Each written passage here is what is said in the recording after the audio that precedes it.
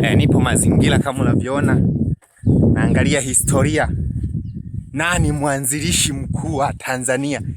Wengine unakuta wanasema Wazaramo, eti baada ya kusema kwamba kusemekana kwamba Kiswahili halisi ndio wanakiongea Wazaramo. Wengine wanasema kwamba Wagogo ndo waanzilishi kabisa wa Tanzania. Wamesahau ya kuwa Tanzania hapo zamani za kale kulikuwa na pori tu, hakukuwa na watu. Na watu wa kwanza kabisa kuingia Tanzania ilikuwa ni wale watu wafupi kabisa, kwa Kiswahili tulikuwa tunawaita Mbilikimo. Wale ndo waanzilishi wa kwanza kabisa kufika nchi ya Tanzania. Na baadaye sasa wakaja Wasukuma kutokea Sudani.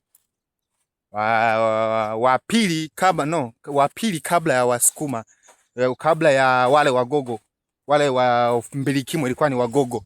Alafu sasa wakaja Wasukuma kutokea South Africa, na kazi yao kubwa ilikuwa ni uwindaji, kula nyama. Kuna historia kidogo, kwa sababu tumepitia historia, nitakuwa nakupa historia. Kwa leo nimekuja tu mazingira na survey kama mnavyoona.